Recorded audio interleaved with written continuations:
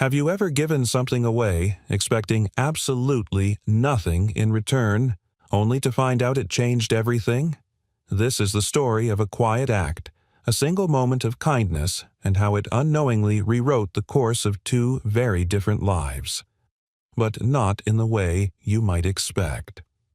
Before we begin, if you believe in stories that move the heart, stir the soul, and remind us of the quiet power of human goodness, take a moment to subscribe to the channel.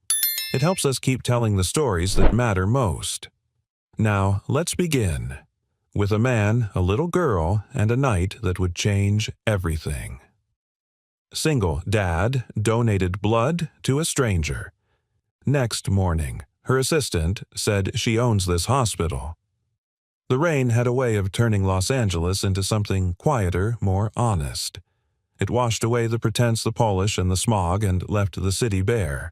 Daniel Hart tightened his grip on the steering wheel of his old van as the wipers slapped back and forth in steady, panicked rhythm. In the passenger seat, his 6-year-old daughter Lila hummed a lullaby, her feet swinging above the floor mat. "Almost home, sweetheart," he said, though he wasn't sure that was true. He just finished a grueling 14-hour shift repairing HVAC units in a broken-down office complex near the airport. The job had barely covered rent, and the van was making a new noise, something between a rattle and a whimper. Still, Daniel knew that what they had was enough, or at least it had to be. As they passed the glowing red sign in front of Westview Medical Center, Lila stopped humming. "Daddy," she whispered, "look." Daniel turned his eyes briefly to the sign. A flashing message scrolled across the screen in bold red letters. "Emergency need O-negative blood. Life-threatening. No match found." He stared at it a second too long. The wipers smeared the rain, making the letters ghost-like across the windshield. Daniel's breath caught. O-negative. Universal donor. His type.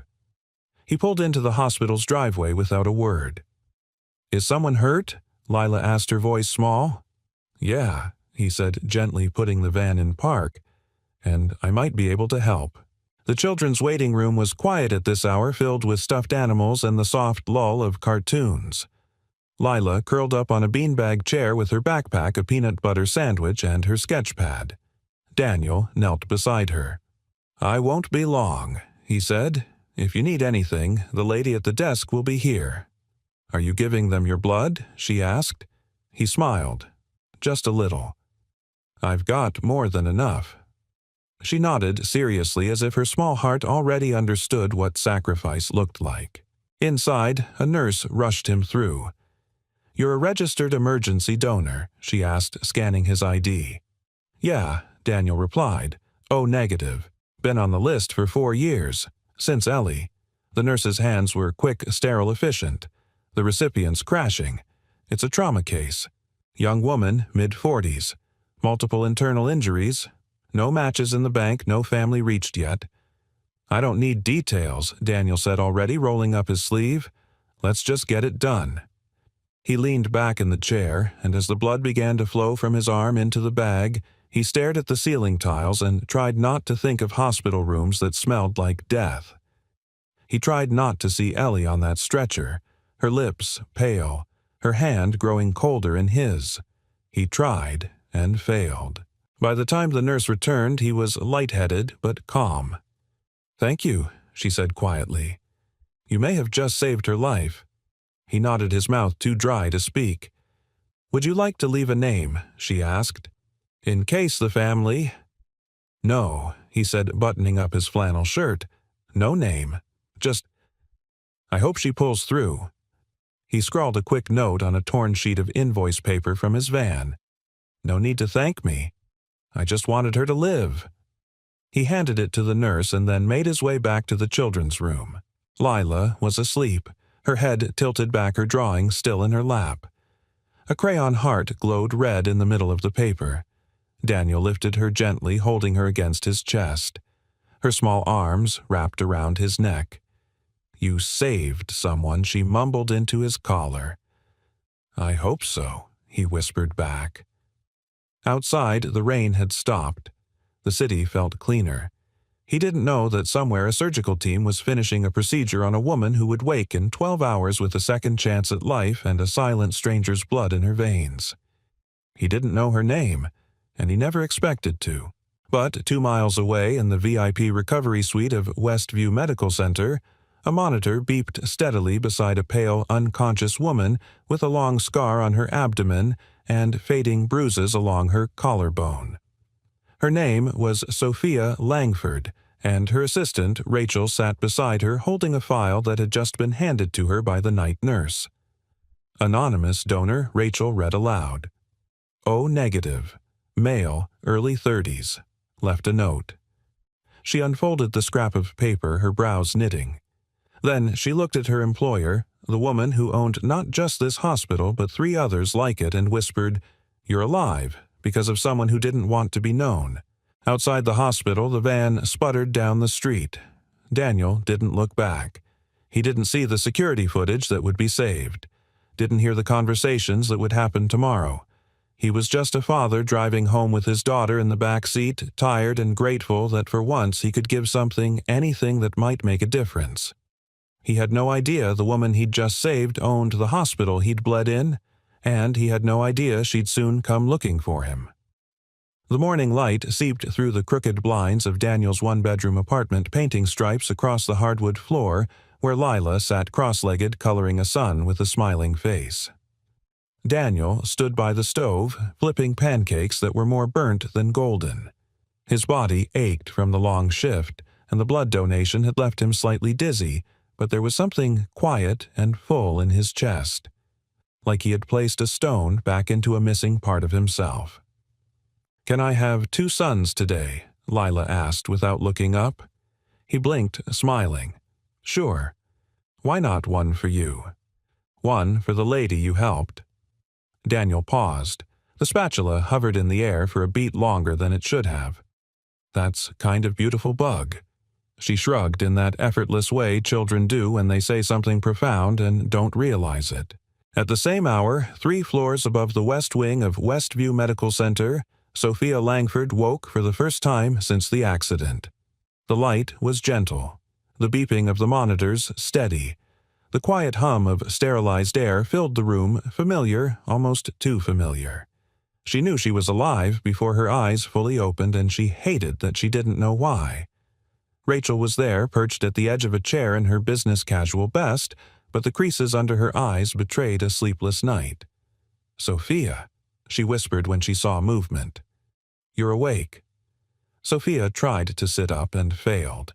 Her body groaned like an old house settling in a storm. "You lost a lot of blood," Rachel continued gently. "It was bad. There was internal damage. You needed emergency surgery." Sophia's throat was dry. "What happened?" "Your car was clipped by a delivery truck. You swerved to avoid a kid in the crosswalk. You saved his life." A beat. "But..." Rachel hesitated, her voice shifting. "There was no blood match for you on record. You're O negative. So rare." Sophia blinked slowly. "How?" "A man came in just after midnight, gave a direct donation. Wouldn't leave his name, just a note." She handed Sophia the scrap creased and stained at the corners. "No need to thank me. I just wanted her to live." Sophia stared at the handwriting. Masculine, plain, unassuming. No flourish, no expectation. How did he know? She began, but stopped. He hadn't known. That was the point. Rachel cleared her throat. Security caught him on camera, but he never approached staff after. Left in an old van with a little girl. A little girl. Rachel nodded. She must have been waiting during the donation. "We're trying to trace him through the donor registry, but so far, nothing." Sophia closed her eyes again. A warmth pressed against her chest, not the ache of surgery, but something less familiar. She had spent her adult life building things. Clinics, charities, hospitals. She'd given grants, signed checks, launched campaigns. But every time someone was saved, her name was printed in bold font across brochures, thanked on plaques, quoted at galas. She had never been helped without it being a transaction. A trade. Even her most private moments had never truly belonged to her. But now, here was a man who had asked for nothing, wanted no recognition, and simply gave. And it unsettled her more than death ever could. That afternoon, Daniel fixed a leaking heater in a neighborhood church. The elderly pastor gave him coffee and a few dollars extra, even though Daniel hadn't asked. "God bless men like you," the man said. Daniel smiled politely, not feeling holy in the slightest. On the way home, he stopped by a grocery store, picked up cereal and peanut butter, then drove past Westview Medical Center again. For a moment, he considered stopping. Just to ask, just to see if she'd made it. But something in him held back a mixture of humility and fear. What if she didn't? What if his blood hadn't been enough? No, that wasn't his place. He had done what he could. The rest was not his story to write. In her private recovery room, Sophia stared out the window at the city she used to command. She asked Rachel to tell her everything, how the man had walked in soaked from the rain, carrying nothing but a wallet and a child's backpack. How he didn't ask who the patient was. How he left silently. No press, no camera, Sophia whispered. No agenda. Rachel hesitated. "It's unusual." "No," Sophia said quietly. "It's honest." There was a knock on the door. A nurse entered with a folded piece of paper in a plastic evidence sleeve. "His note," she said. "We preserved the original in case of legal questions." Sophia traced the words again, her fingers trembling slightly. She had spent her whole life controlling outcomes, negotiating, calculating risk, ensuring loyalty. But this man, this nobody, had reminded her of something she'd forgotten, that true kindness doesn't negotiate. It just gives. And suddenly she wanted to meet him more than she'd ever wanted to meet any senator, donor, or CEO. Back in the apartment, Lila clutched her second drawing, another son, this one with a bandage and a smiling face, and taped it to the fridge. Daniel leaned in the doorway, arms crossed, exhaustion heavy on his back, but peace forming in the corners of his heart. "Did you give the lady your strong blood?" she asked. He nodded. "Yeah, I think so." "Then she'll be okay," Lila said with a certainty that only children and miracles possess. He hoped she was right. What he didn't know was that the woman he'd saved had already started searching for him, not out of obligation, but from something deeper. Something like wonder. Something like hope rediscovered. The polished floors of Westview Medical Center reflected every fluorescent light overhead as Rachel Lang stepped briskly toward the executive wing, a tablet clutched in one hand and a sealed envelope in the other. Though she was Sophia Langford's executive assistant, a title that undersold her actual role, Rachel had never seen her boss quite like this. Sophia wasn't in one of her corner offices, nor at the recovery suite. She stood at the observation glass of pediatric ICU. Her figure tall, motionless, dressed not in her usual tailored pantsuit, but in a cotton robe over a hospital gown. The sharpness in her jaw remained, but her eyes, always composed and cool, were softer now. Watching a boy with a cast on one arm make paper airplanes with a nurse. "He's the kid," Sophia said without turning. "The one I swerved for." Rachel paused.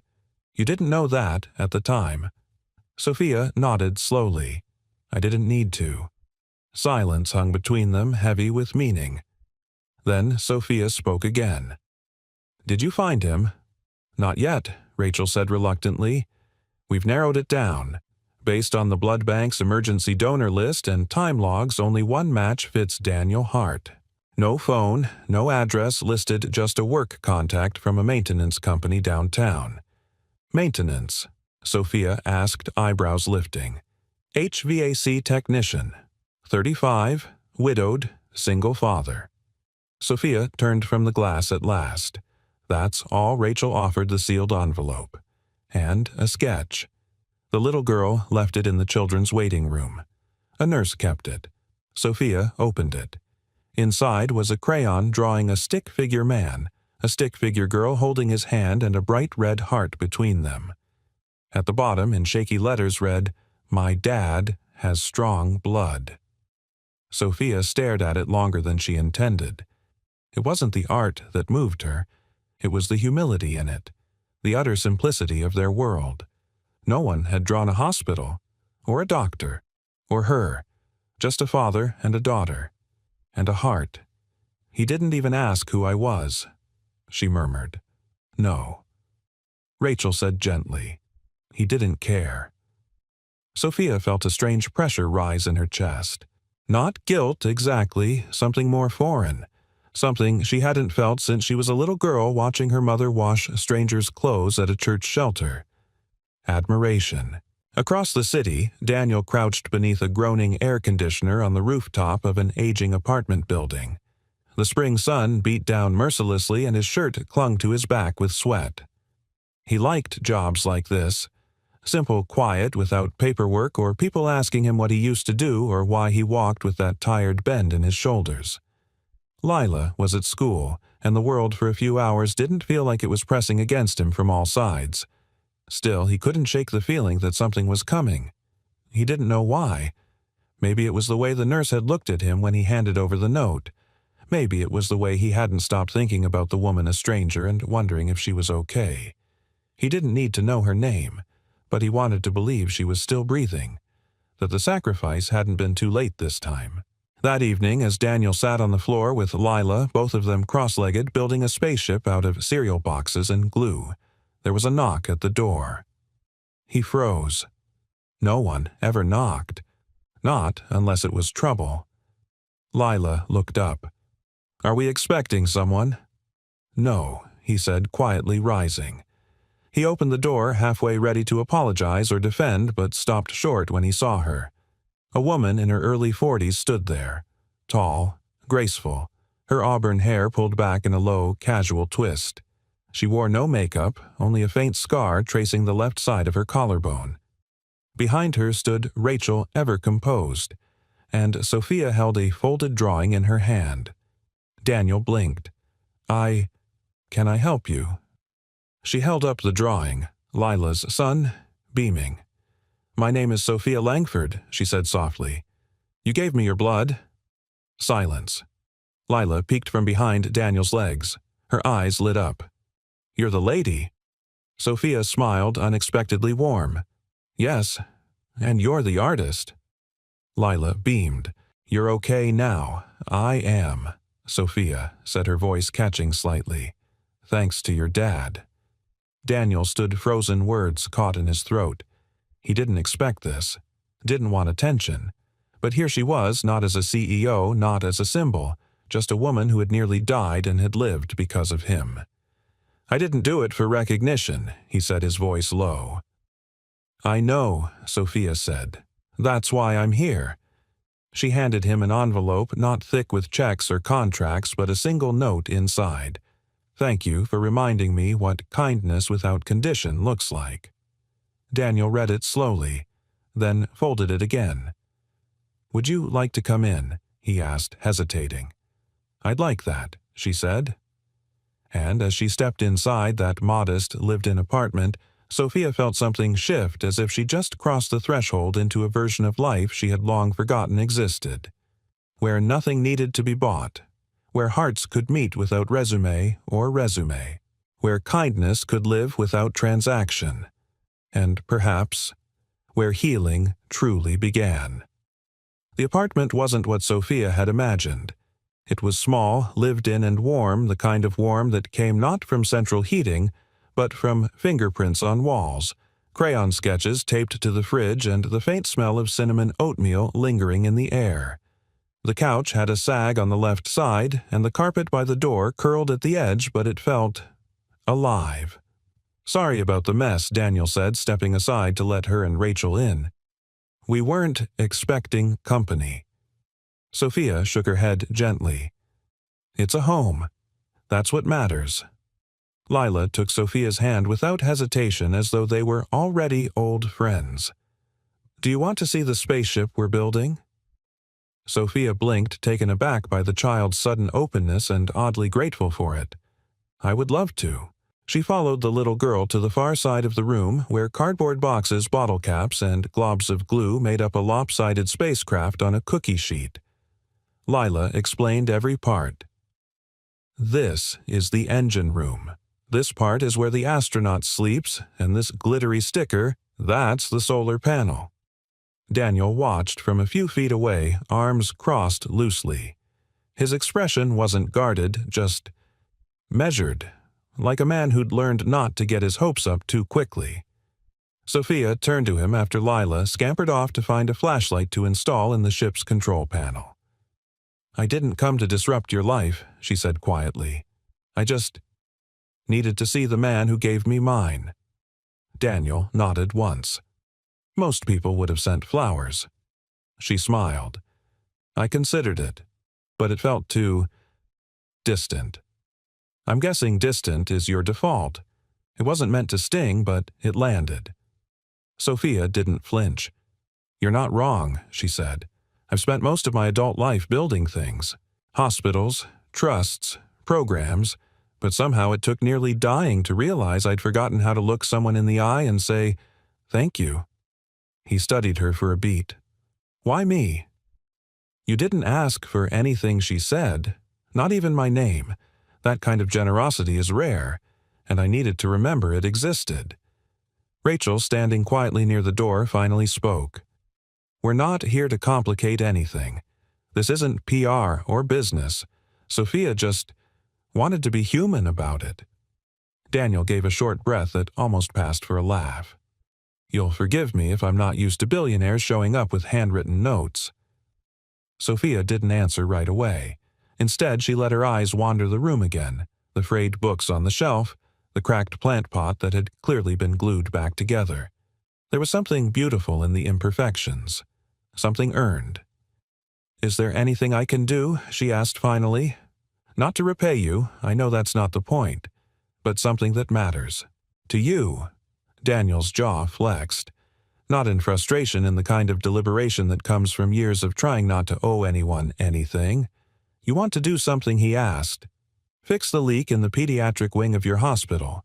Last time I was there, before the night I gave blood, I noticed mold on the ceiling. That can't be good for kids with breathing issues." Sophia blinked. That wasn't what she expected. Not a request for help, not even for him, just for others. "I'll have my facilities team there by morning," she said. He nodded. Then Lila ran back in flashlight in hand, her cheeks flushed. "Can we turn off the lights and test the spaceship?" Daniel smiled, a full, genuine smile that softened the edges of his face. "Let's do it." He reached for the switch and the room dimmed. Lila crawled under the table and clicked the flashlight on casting shadows that danced on the wall like planets orbiting invisible stars. Sophia watched transfixed. Not by the spaceship, but by the sight of a man, weary, modest, and kind, giving his daughter a moment that felt like magic. No headlines, no wealth, just love so quietly powerful it hurt to witness. After 20 more minutes of cardboard launches and whispered giggles, Rachel gently reminded Sophia of the time. Outside the apartment, the night had drawn in again, but the air had changed. Lighter somehow, as if something unspoken had settled between them. Daniel walked them to the door. "Thank you for letting us in," Sophia said. "Thank you for coming," he replied. She hesitated. "I don't know where this goes from here, but I hope this isn't the last time we talk." He looked at her not with judgment or suspicion, but with something deeper. "I don't either," he said quietly. In the hallway, Rachel whispered as they made their way to the elevator. "You're not used to being seen like this, are you?" "No," Sophia murmured. "But tonight I felt more human than I have in years." Rachel glanced back toward the apartment. And him. Sophia didn't answer right away. Then she smiled almost wistfully. "He's the only person I've met who saved my life, and then offered me peace instead of power." The elevator doors opened. Sophia stepped in, her heart heavier and lighter at once. For the first time in years, she wasn't sure what came next, and she didn't mind. Sometimes when life hits pause, something better begins to right itself. The next morning, the sun hung low behind a soft haze and Daniel stood beneath the creaking porch of a job site on the east side. He had just finished patching a faulty water heater when his phone buzzed with a text from a number he didn't recognize. The pediatric ceiling was replaced this morning. No more leaks. Thank you. SL. He stared at the screen longer than he meant to. No emojis, no business signature, just a direct message with a purpose and a strange kind of warmth. He could picture her typing it, Sophia Langford, the woman who lived in a world of glass walls and boardroom silence, pressing send with the same care he'd used to fasten a child's toy rocket the night before. He slid the phone into his pocket and got back to work, but the weight in his chest had shifted. That evening, the knock on the door came at twilight just as Lila was setting the table with plastic plates and too many napkins. Daniel opened the door to find Sophia standing there again alone, this time in jeans and a cream sweater, her hair tucked casually behind one ear. "I brought dinner," she said, holding up a brown paper bag with the logo of a family-run Italian place across town. "And it's not catered." Daniel raised an eyebrow but stepped aside with a faint smile. "You planning on doing this often?" "I haven't decided," she replied, brushing past him. "But I figure if someone saves your life, the least you can do is feed them." Lila squealed when she saw the bag. "Is that spaghetti and meatballs?" Sophia confirmed. "And tiramisu, if your dad says yes." "He says yes," Lila called over her shoulder before Daniel could respond. Dinner unfolded easily, almost suspiciously so. The conversation stayed light food, Lila's astronaut phase, and the merits of glitter glue. But once Lila fell asleep on the couch with a blanket over her legs and tomato sauce still faintly on her chin, the quiet between Daniel and Sophia turned into something heavier. They stood in the tiny kitchen, 2 mugs of tea steaming between them. "You didn't have to come," Daniel said finally. "Not again." "I know." He glanced at her. "You're not someone used to following up on things, are you?" Sophia looked down, then met his eyes with something unguarded. "I used to think everything in life could be solved with a system. Strategy, timing, planning. But this, what happened between us, doesn't fit into anything I know how to control." Daniel took a sip of his tea. "That's probably a good sign." She gave a small laugh, short but real. "May I ask something?" she said softly. He nodded. "Your wife. What happened?" Daniel's hands tightened slightly on the ceramic mug. 4 years ago. Car crash. She was rushed into emergency surgery. She had O-negative blood. The hospital didn't have enough. They called the donor network, but no one made it in time. Sophia's breath caught. "That's when I signed up," he continued. "To be a donor. I figured if someone else got a chance to keep the person they loved, maybe that would make the rest of it bearable." He looked at her, then not with pain but with honesty. "You were the first call I ever answered." Sophia swallowed hard, her voice barely a whisper. "I'm so sorry. You didn't cause it." "No," she said. "But I think I understand the guilt that comes from surviving when someone else didn't."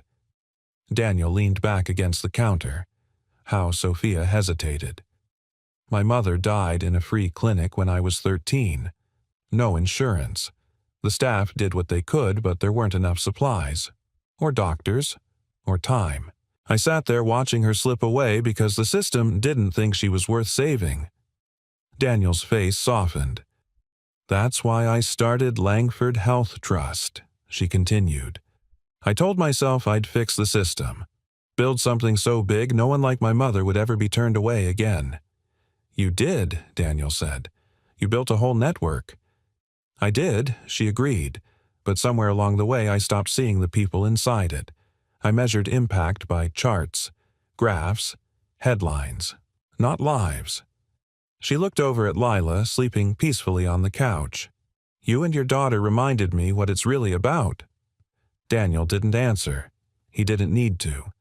The silence between them spoke volumes, 2 people who had loved lost and tried to make sense of the pieces in different ways. 2 scars that didn't match and yet somehow aligned. Sophia rose from the kitchen stool and moved to the door. "I should let you rest," she said, "but thank you. For the tea and the stories, and for not asking me to leave the first time." Daniel followed her hands in his pockets. As she stepped out onto the small landing, she paused, then turned. "Would it be all right if I invited you both to a fundraiser next week? It's low-key. Outdoors, for the new pediatric program. I'd like people to meet the reason it exists." Daniel tilted his head. "You mean you want to put me in a tie and make me shake hands?" Sophia laughed. "No tie required. Just be you." He studied her, the way her voice softened when she spoke about children now, the way her eyes no longer darted to her phone every few seconds. "I'll think about it," he said. "That's all I ask." As she descended the stairs and disappeared into the dimming evening, Daniel stood for a moment longer, listening to the hush of the street, the quiet rhythm of a life that was no longer just survival. And for the first time in a long time, he didn't feel like a man patching holes in everyone else's world. He felt like someone, beginning to rebuild his own. The fundraiser took place on a crisp Saturday afternoon at Brookstone Gardens, a quiet, manicured corner of the city with winding stone paths and old oak trees casting dappled light over the grass. The Langford Foundation had rented a section of the park and filled it with folding chairs, paper lanterns, and white tents serving lemonade and finger food. Daniel stood at the edge of it, all hands tucked deep into his pockets, wearing the cleanest shirt he owned. No tie, no suit, just the man he was. He hadn't wanted to come. Even after Sophia's invitation, he'd wrestled with the idea. Fundraisers weren't for people like him, they were for polished guests, people who said philanthropy and meant legacy. He was a single dad with calloused hands and unpaid bills. But Lila had begged him eyes wide with hope. "You said she's nice," she'd whispered, "and you like helping kids. Maybe this time someone helps you too." That had stopped him cold. So here he was, feeling like a misplaced puzzle piece, scanning the crowd for Sophia. She found him first. Wearing a dark blue dress that caught the breeze just enough to make her look softer than usual, Sophia walked toward him with a small smile. Not the public one, but the private kind. The one she'd only shared in his kitchen over tea. "I'm glad you came," she said. Daniel gave her a nod. "This your idea of low-key?" She laughed lightly. "I scaled it down, believe it or not." Lila was already skipping off toward the arts and crafts booth where volunteers helped children paint wooden hearts. Daniel watched her go with mild nerves, letting her wander at an event this upscale felt like letting a kite drift too far. "She's safe," Sophia assured him. "There are security teams in place, no press. I made sure of it." He glanced at her. "You planned all that?" For me, Sophia hesitated. For both of us. As the event carried on, Daniel noticed the subtle change in her. Sophia wasn't hosting the way he imagined CEOs did. She wasn't the center of attention. She moved through the crowd like someone who had nothing to prove, listening, thanking, connecting. And yet, he saw how others looked at her with awe, admiration, sometimes deference. He didn't belong in that circle, and he knew it. He could feel the whispers when people asked her who he was. He stayed on the outskirts, speaking only when spoken to, keeping his smile polite and brief. At one point, a man in a Navy sport coat approached. "You're the donor, aren't you?" he asked, voice loud and public. Daniel stiffened. "I didn't." "Don't be modest," the man continued. "It's a hell of a story. You should speak during the program. 5 minutes. Just tell people what you did." Daniel's expression cooled. "No, thank you."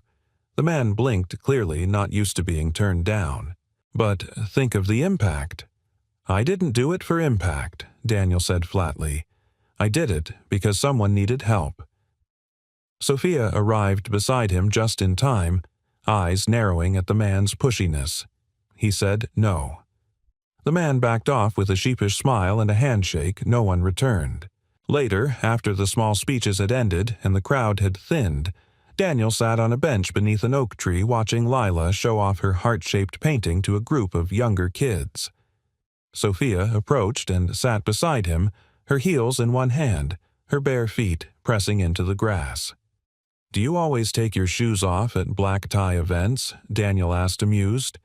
"Only the ones that matter," she replied. Then, quieter, "Are you okay?" Daniel stared straight ahead. "People like that. They don't see me. I'm not part of the picture. I'm a story for them to tell, not a person to know." Sophia looked at him carefully. "You're not wrong, but you're also not invisible." He exhaled slowly. "I've spent years trying to stay small, fix things, keep Lila safe. I don't have time to care about who's impressed." "You shouldn't have to," she said. "You've done enough." Daniel looked at her, studying the scar still faintly visible along her collarbone. "You know he said I didn't expect you to change." Sophia tilted her head. "Did I? I think so," he said. "Before you wore armor. Now, you're here, in the dirt, barefoot." She laughed. "Don't tell the board." He smiled, and for a moment they just sat in silence, two people who had collided in the most unexpected way, both finding pieces of themselves they hadn't realized were missing. As the sun dipped lower, casting golden light across the garden, Lila came running toward them. "Look," she cried, holding out her heart painting. "This one's for you, Miss Sophia." Sophia blinked. "For me? Yep. Daddy said your heart needed fixing too. I wanted to help." Sophia took the little wooden heart painted bright red with glitter stars and a scribbled smile in the center. She swallowed against the lump in her throat. "Thank you, Lila," she said, her voice catching. The girl beamed and skipped off again. Daniel watched her go, then turned to Sophia. "She sees people better than I do. She sees truth," Sophia said, "and love. No filters." They sat together until the garden lights blinked on, casting soft glows among the trees. "I don't know what this is," Sophia whispered. "You and me. Or what it's becoming." Daniel didn't speak right away. Then he said, "Neither do I. But for the first time in a long time, I'm not afraid to find out." And in that moment, under fading sun and rising stars, neither of them was. The week after the fundraiser passed like a dream Daniel hadn't dared to imagine. For the first time in years, his routine early shifts, lunchbox notes for Lila's second-hand parts, and a fading toolbox felt lighter, almost touched by something unspoken, something new. Sophia texted occasionally. Simple things.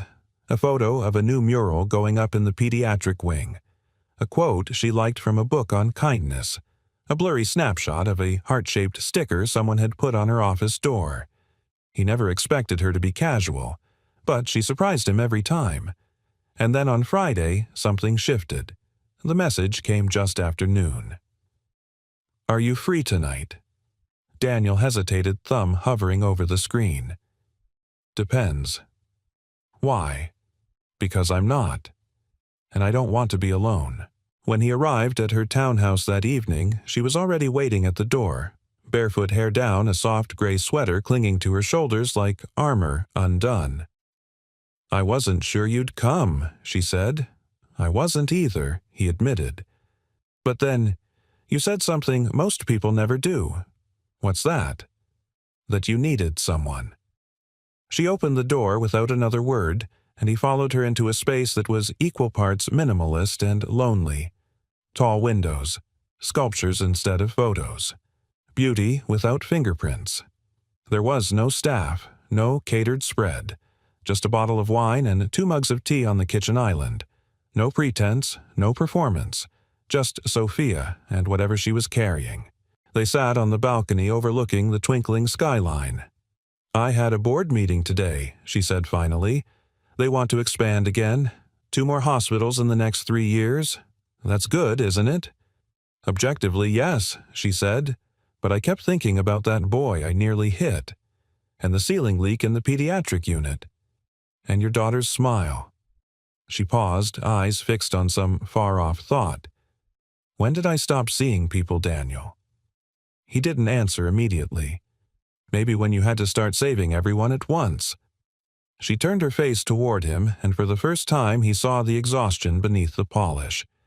Not just physical soul-deep weariness, the kind that accumulates over years of holding the world upright. "I've always told myself that strength is measured by what you carry," she whispered. "But lately I've wondered if it's also about knowing when to stop lifting alone." Daniel leaned back in his chair. "Even the strongest beams need bracing." She smiled faintly.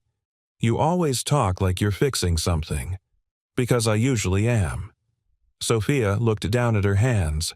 "I used to think people would only respect me if I never let them see the cracks."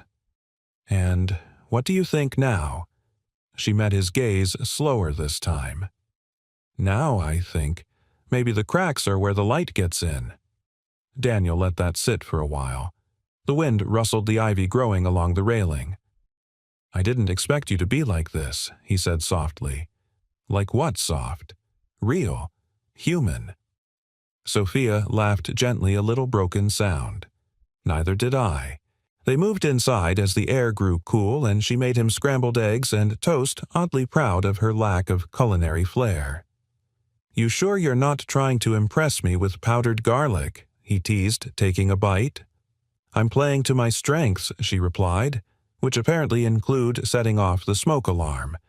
They laughed together genuinely freely, and it felt like something sacred was being exchanged without words. Like two people who had known too much loss were slowly remembering what it meant to be seen. And still wanted. Later, Sophia sat on the edge of her couch, her knees drawn up slightly, a photo frame in her hands. Daniel had noticed it earlier, but said nothing. Now she passed it to him. It was a picture of a younger Sophia, maybe 18, sitting on a hospital cot, arm wrapped around a tired-looking woman with brilliant eyes. "My mother," she said. "The only person who ever made me believe I was enough just by existing." Daniel studied the photo. "She looks proud." She was, even when we had nothing, especially then. Sophia paused, then whispered, "Some days I think she wouldn't recognize me now. Not the version I became." Daniel placed the frame gently on the coffee table. "I think she'd say her daughter built a world where no one else would be left behind the way she was." Sophia swallowed hard. "I just wish it didn't cost me so much of me."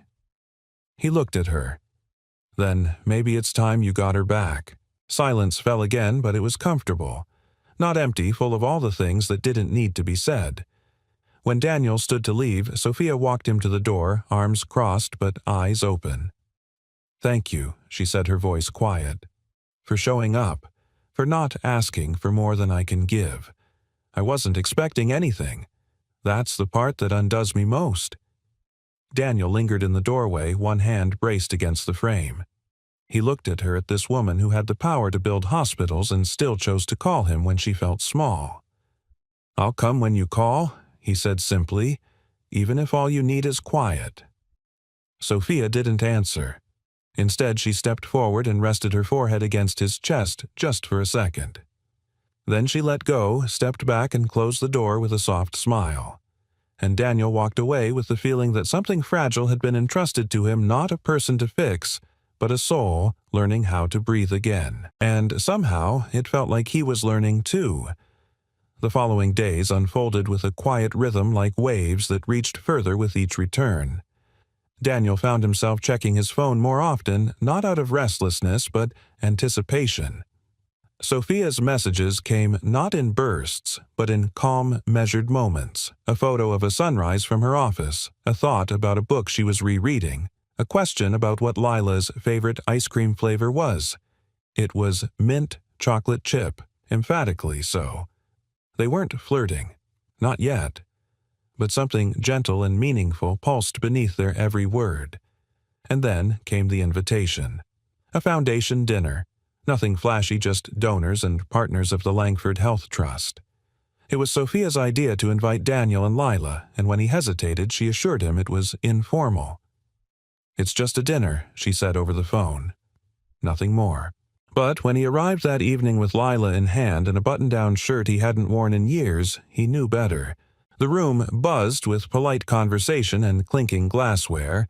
Crisp white linens covered tables beneath warm chandeliers, and everywhere Daniel turned there were suits and dresses, handshakes, and rehearsed laughter. He stood awkwardly at the entrance, adjusting the collar that didn't quite sit right. Lila clung to his side, wide-eyed. "This isn't like the garden party," she whispered. "No," he murmured, scanning the room. "It's not." And then he saw her. Sophia, across the room, wearing an emerald green dress that caught the light like falling leaves. Her hair was pinned loosely, and she was smiling politely as she spoke to two men in tuxedos. But the second her eyes met his, something shifted. She excused herself mid-sentence and walked straight to them. "You made it," she said, voice softer now, as if speaking only to them. Daniel cleared his throat. "We almost didn't." "I'm glad you did." She turned to Lila. "I saved some of those raspberry tarts you liked. They're in the back." Lila beamed and ran off toward the dessert table like it was a treasure hunt. Sophia turned back to Daniel. "You okay?" He hesitated. "This isn't my world." Her expression sobered. "Maybe it shouldn't be mine either." Before he could ask what she meant, someone interrupted them. A man in his late 60s, tall and sharp in a tailored gray suit. Daniel recognized him. His photo had been in one of Sophia's press interviews. "Ah, Sophia," the man said. "And this must be your guest." Daniel extended a hand. "Daniel Hart." "Robert Hensley," the man replied, shaking it. "Board member, you're the donor, correct? The Everyman Miracle Story." Daniel's smile faded slightly. "I'm not sure I'd put it that way." Hensley laughed like it was a compliment. "Well, you've certainly made waves. The media loves a story like yours, blue-collar hero, anonymous generosity, CEO redemption arc. It practically writes itself." Sophia shifted beside him. "Robert, that's not why I invited him." "Of course not," Hensley said smoothly. "But let's not pretend it doesn't help. This foundation survives on stories. And this one, it sells hope." Daniel's stomach turned. Not out of anger, out of the cold clarity of being reduced again. He glanced at Sophia, but she was already stepping forward. "That's enough, Robert." Hensley arched a brow. "It's just business." "No," she said, her voice steady, cool. "It's people, and you just forgot that." Hensley gave a tight nod and walked away, leaving a silence that buzzed louder than the crowd. Daniel turned to her, voice low. "Is that how they all see me?" "A headline?" "No," she said, "but some do. And I'm sorry for that." He exhaled slowly. "I told you I didn't want to be a symbol." "You're not," she said. "You're a compass. You point me back to what matters." He looked down, hands tightening. "That man Hensley, he's part of your board?" "Yes. And he decides where your money goes." "He influences it," she admitted. "But he doesn't own it." Daniel nodded, jaw set. "Then maybe he needs reminding of that." Sophia smiled faintly, but it didn't quite reach her eyes. "He's not the only one." They stepped out to the terrace after dinner. The city lights shimmered in the distance, but the air was clearer here, away from speeches and checkbooks. Daniel leaned against the railing, watching the moonlight fall on the water below. "When I gave that blood," he said, voice quiet, "I didn't know who you were. I didn't care. I just didn't want a daughter to lose her mother. That's it." "I know." "But tonight," he continued, "I felt like a prop, like I was invited to make people feel good about themselves." Sophia didn't flinch. "And I promised myself I would never let that happen." "You didn't," he said, "but I needed to say it out loud." She stepped closer until their shoulders brushed. "I'm still learning how to be two people at once," she admitted. "The woman they expect, and the woman I'm becoming because of you." Daniel turned to her. "You don't have to be two people." Sophia held his gaze. "Maybe not, but I want to be one person you can trust." He didn't answer. Instead, he reached for her hand, not dramatically, not performatively, just a quiet offering. She took it without hesitation. Later that night, as Daniel drove Lila home, she looked up from the back seat. "Miss Sophia looked sad," she said. Daniel glanced in the rearview mirror. She's figuring things out. Like you used to." He smiled softly. "Yeah, exactly like that." And somewhere beneath the quiet hum of tires on asphalt, something deeper stirred. Not a story, not a headline, but a shared truth between two lives moving slowly, bravely toward something real. The repair job wasn't supposed to take long, just a broken heating system in a children's shelter downtown. But Daniel never could walk away from something half-fixed. Not when the vents hissed with rust and the boiler vibrated like a worn-out heart. He worked in silence, tools clinking against metal, the echoes bouncing off chipped tile and posters drawn by small hands. A boy, no older than Lila, peeked into the hallway barefoot holding a crumpled juice box. "You fixing it so we don't freeze?" the boy asked. Daniel nodded, sweat sliding down his temple. "That's the plan." "Thanks, the boy," mumbled, disappearing before Daniel could respond. It was in those quiet moments deep in the bones of buildings no one remembered that Daniel felt most like himself. No suits, no cameras, just purpose. He was tightening a final valve when he heard footsteps behind him. He turned, expecting the shelter director, but stopped short when he saw Rachel. Sophia's Rachel. She looked out of place among the peeling walls and linoleum floors, tailored coat expression, tight heels clicking against grime. She held a white envelope in one hand, her grip too stiff. "She didn't want me to come," Rachel said, "but I had to." Daniel stood wiping his hands on a rag. "Is Sophia okay?"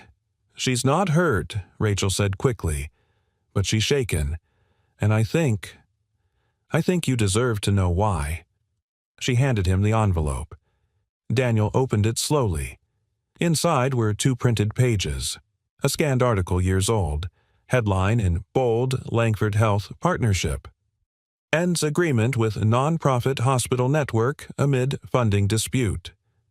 His eyes skimmed the body of the text. Legal jargon, corporate decisions, cutbacks, realignment. But one sentence stopped him cold. The funding dispute led to a temporary suspension of critical services, including access to rare blood types at multiple affiliated hospitals. Daniel's hands stilled. He remembered the night 4 years ago, the frantic call, the nurse's apology. "We're still waiting on a donor." The supply was cut last month, and now he knew why. Rachel's voice broke the silence. "One of the hospitals affected was the one your wife was admitted to. Sophia didn't know. Not until yesterday." Daniel said nothing. He just stared at the page, the weight of it pressing into his chest like a vice. "She didn't make the call herself," Rachel continued. "It was her board, but she signed off on it. She didn't realize the human cost until it became her own." Daniel sat heavily on an overturned milk crate, elbows on his knees, paper limp in his hands. "She built all this to save people," he murmured. "And she helped create the chain that got my wife killed." Rachel sat beside him more carefully. "She's not the same woman she was back then. You've seen that." "I have," Daniel admitted. "But it doesn't undo it." "No," Rachel said softly. "It doesn't. But maybe it explains the way she's been looking at you like someone who's been handed grace and doesn't know what to do with it." Daniel didn't respond. He just stared at the boiler humming low like a second heart in the building's belly. That night, Sophia stood in the rain. She was outside, the shelter hood pulled over her hair, her hands buried in her coat pockets. When Daniel stepped out, he paused at the sight of her, unsure if anger or sadness would rise first. "I didn't want to send her," she said before he could speak, "but I knew you needed the truth, and I owed it." Daniel looked at her, the same woman he'd come to trust now, cast in a different light, not villainous but flawed in a way that cut deeper. "She died, waiting on blood," he said, "because of a funding decision. Yours." Sophia's throat worked to form words. "I didn't know. I swear to you, Daniel, I didn't know the names, the impact. I was taught to move numbers, not hearts. And now," she said quietly, "I see her face every time I sign anything. I see your daughter. I see you." She took a step forward, rain collecting in the corners of her eyes like tears she didn't want to let fall. "I can't undo it," she whispered. "But if you walk away right now, I'll understand, and I won't stop you." Daniel stared at her soaked, trembling, honest. He could have turned away, could have left her in that moment just as he had been left 4 years ago. But he didn't, because in her eyes he didn't see a woman running from guilt, he saw someone who had stopped running entirely. "I'm not walking away," he said, "but don't ask me to forget." "I'm not," she said. "I'm asking you to believe that people can change." He nodded, slowly. "I do. Because I did." They stood there, two people forged in loss, no longer separated by what they hadn't known, but united in what they finally understood. Redemption isn't a headline. It's not a board decision. It's showing up in the rain and saying, "I'm still here even when you have every reason not to be." It's choosing to stay. The auditorium wasn't grand. No chandeliers or velvet curtains, just rows of folding chairs lined with purpose. A modest stage stood under soft lighting backed by a navy banner with simple white lettering, the type match one life, countless chances. Sophia stood backstage, her fingers tracing the outline of the index cards in her hand. She didn't need them. She'd rehearsed every word. But tonight, the speech wasn't about polish or perfection. It was about truth, and she had never been more afraid to tell it. Rachel peeked in from the side curtain. 5 minutes. Sophia nodded, but her eyes were searching the crowd through the curtain slit. Dozens of donors had gathered, some in heels, others in worn jeans. Medical staff, volunteers, patients. Faces she had known from photos, and faces she now knew from life. But one face hadn't arrived yet. Meanwhile, across the city, Daniel was helping Lila into her best dress, a lavender cotton thing with a sewn-in sash she insisted on tying herself. He checked his watch again. The event had already started. "Are we late?" she asked, glancing up at him. "Not yet," he said with a half-smile. "But we will be if I don't get this shoe tied." Lila giggled and bounced on one foot.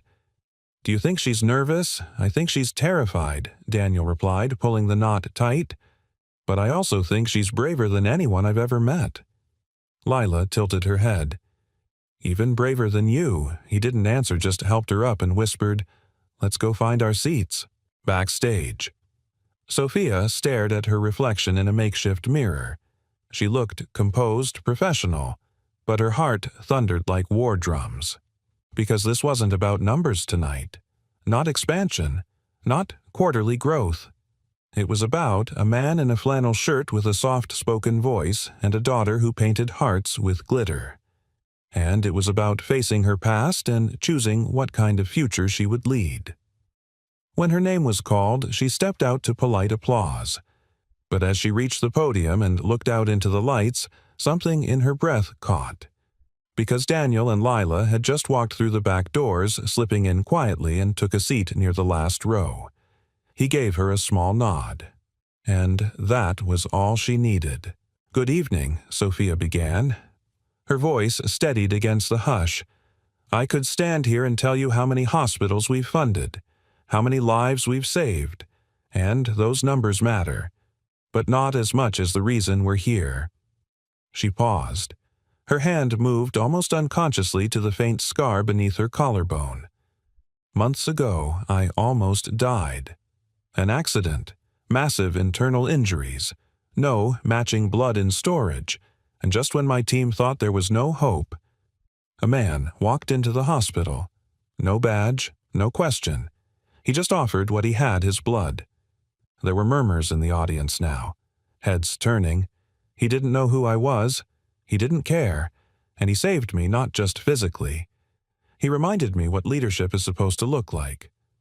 Sophia's eyes swept the crowd and found Daniel again.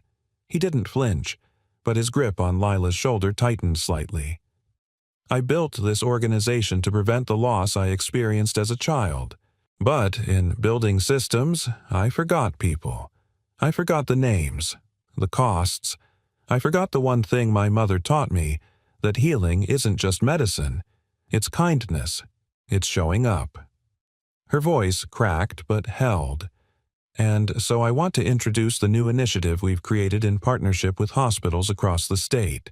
It's called the Type Match, a real-time donor network built to connect urgent cases with volunteers, not based on status or payment, but on the simple act of saying, 'Yes, I'm here. Use me.'" Applause began slowly, then built. But Sophia held up her hand. "One more thing," she said. She turned slightly toward the last row. "I didn't ask his permission to do this, but tonight I'd like to recognize the first anonymous match in our program, the man who unknowingly inspired it all." She held out her hand. Daniel Hart. Daniel froze. All eyes turned. Lila gave him a wide-eyed look. "She said your name?" He stood, slowly, awkwardly, the way people stand when they've spent their whole lives in the back of rooms. The crowd parted as he walked forward. Not with applause now, but with respect. With silence. Sophia stepped down from the stage to meet him halfway, her hand still outstretched. And when he reached her, she didn't take his hand. She hugged him. It wasn't a PR gesture. It wasn't calculated. It was gratitude full and raw for the life she got to keep and for the one he helped her find again. When they pulled apart, Sophia whispered just for him, "Thank you for not walking away." He looked at her, really looked, and said, "Thank you for walking toward something better." That night, as people filtered out of the auditorium with pamphlets and ideas and inspiration in their pockets, Sophia and Daniel stood beneath the marquee lights with Lila between them, each holding one of her hands. "She told the whole world about you." Lila grinned up at her dad. Daniel chuckled. "Guess the secret's out." Sophia turned to him. "So, was it too much?" He shook his head. It was the truth. And in that moment, under soft lights and soft laughter, the truth was finally enough. The fall air held a gentle chill, the kind that signaled change without urgency, like the world was taking a breath before something new.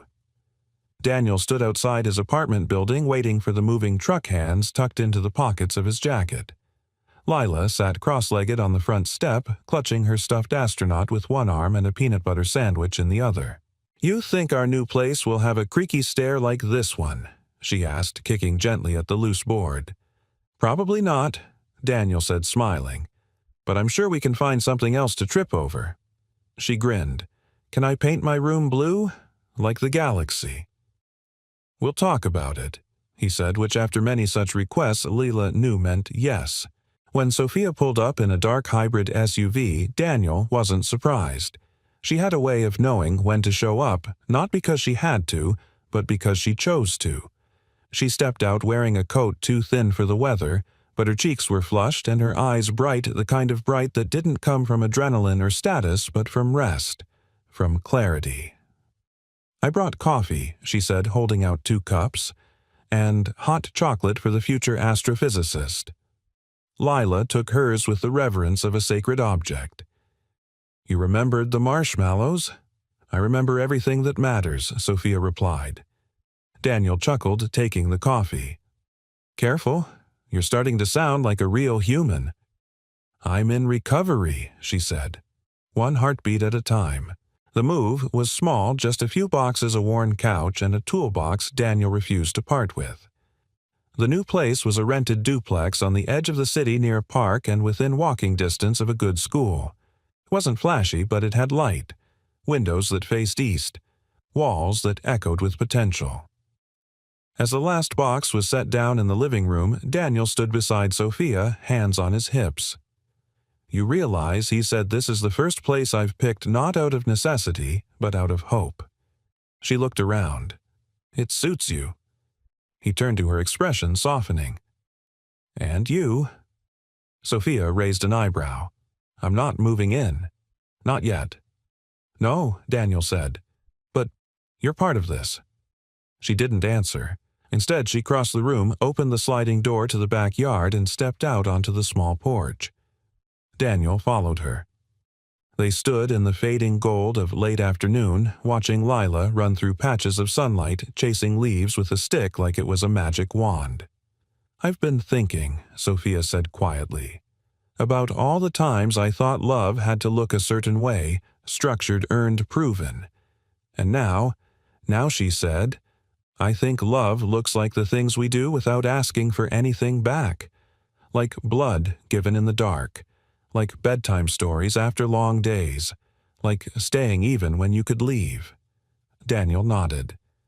"Sounds a lot like grace." She looked at him, then really looked, and he saw the woman she had become. Still powerful, still driven, but rooted now. Softened not because she'd lost her edge, but because she'd finally learned that strength didn't mean solitude. "I don't know where this is going," she whispered. Daniel smiled. "That's the best part." Later, after the boxes were opened and pizza was eaten off paper plates, Lila curled up on the new couch with a blanket and a book, her eyelids growing heavy. Sophia sat beside her, brushing a hand over her hair. "She trusts you," Daniel said from across the room. "She makes it easy." "Not everyone sees her," he said. "Not really, but you do." Sophia looked over at him. "And you see me not as the name on a building, but as the woman who broke then healed." He stepped closer, kneeling beside the couch, one hand brushing hers. "You didn't just heal. You changed. You chose to. And you let me," she whispered. Daniel leaned forward, gently pressed a kiss to her knuckles. "Not by chance," he said. In the months that followed, the type match grew beyond expectation, not because of marketing, but because of stories. Nurses told them. Families passed them down. Donors became heroes not in headlines, but in whispers. And at the heart of it all were Daniel and Sophia, not perfect, not performative, just present. They attended community nights, helped paint murals at the children's wing, took Lila to science museums on weekends. And on the anniversary of the day Daniel gave his blood, they returned to Westview Medical, where Sophia placed a single lily by the nurse's station and whispered, "Thank you for not giving up." One evening, as they stood under the porch light of Daniel's home, no longer new, now broken in and loved, Sophia took his hand. "You think people like us," she asked, "get to keep this?" He pulled her gently into his arms. "No," he said, "we get to build it." And they did. Not perfectly, not easily, but with grace, with presence, and with the kind of love that doesn't shout, it shows up, again and again, not by chance, but by choice, always by choice. Where in the world are you watching from? We'd love to know. Drop your city or country in the comments below and let us know which part of the story touched your heart the most. If you haven't already, don't forget to subscribe and turn on notifications so you won't miss any of our upcoming heartwarming stories. Thank you so much for watching. We're truly grateful to have you here. Until next time, stay kind, stay hopeful, and keep believing in the quiet miracles of life.